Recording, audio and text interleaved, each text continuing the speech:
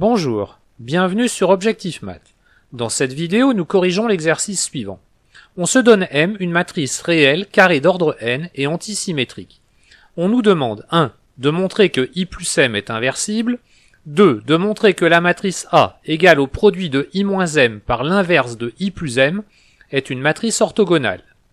Vous devriez maintenant mettre la vidéo sur pause et chercher à résoudre l'exercice par vous-même.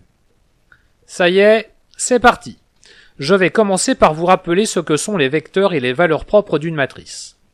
On se donne n un entier naturel, A une matrice carrée d'ordre n à coefficient complexe, lambda un nombre complexe et x une matrice colonne d'ordre n non nulle à coefficient complexe.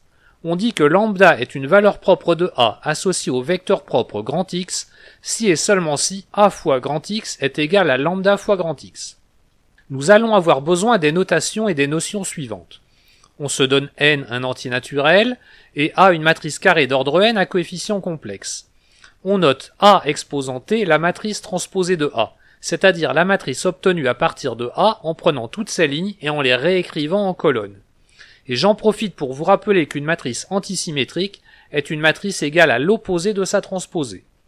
On note A surligné la matrice conjuguée de A, c'est-à-dire la matrice obtenue en remplaçant chaque coefficient de A par son conjugué. La transposée de la matrice conjuguée de A s'appelle la transconjuguée de A.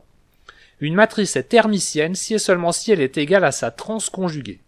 Enfin, x et y désignant deux matrices colonnes d'ordre n, en définissant x et y entre crochets comme le produit de la transconjuguée de x par la matrice y, on définit un produit scalaire sur l'ensemble des matrices colonnes d'ordre n.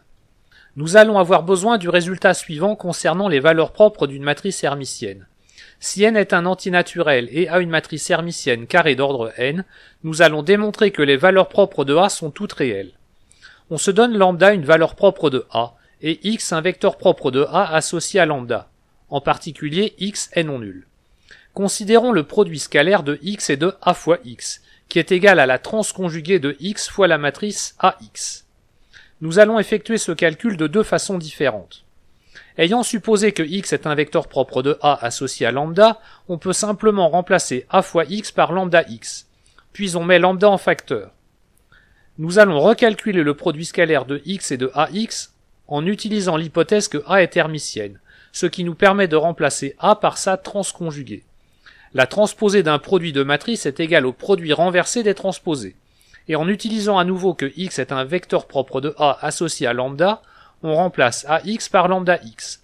Et en tenant compte de la conjugaison, on peut finalement mettre le conjugué de lambda en facteur.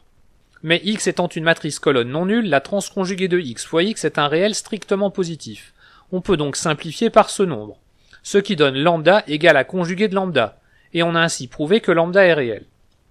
Tant que j'y suis, même si on ne s'en sert pas dans la solution, je vous rappelle également une propriété des sous-espaces propres d'une matrice hermitienne.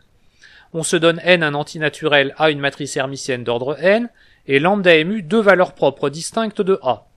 On note E indice lambda le noyau de A moins lambda identité, qui s'appelle le sous-espace propre de A associé à lambda, et on note de façon similaire E indice mu le sous-espace propre associé à mu.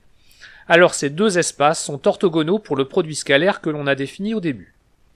En prenant x et y, un vecteur propre dans chacun de ces sous-espaces, l'idée est de calculer le produit scalaire de x et de ay par les deux mêmes procédés que tout à l'heure.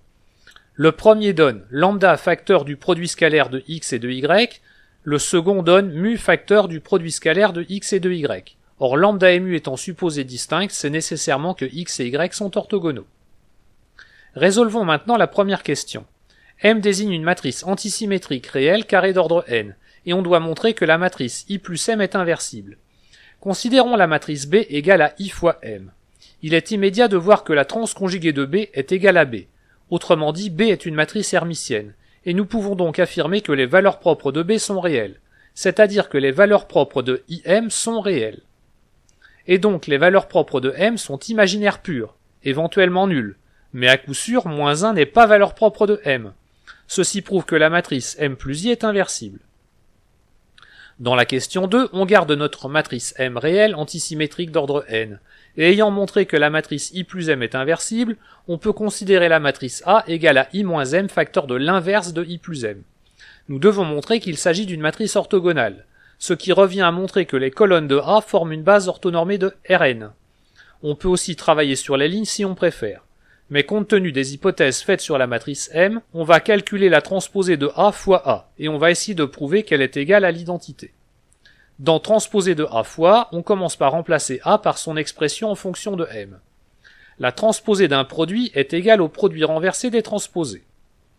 La transposée de l'inverse est égale à l'inverse de la transposée. On utilise la linéarité de la transposée. Par hypothèse, M est antisymétrique, c'est-à-dire que la transposée de M est égale à moins M. Les matrices I et M commutent. Donc les matrices I-M et I+M commutent aussi. Le produit d'une matrice et de son inverse est égal à l'identité. On a donc prouvé que transposée de A fois A est égal à I, ce qui prouve que A est une matrice orthogonale. Voilà, cette vidéo est terminée, vous pouvez me laisser des commentaires et me poser des questions. À bientôt sur Objectif Math.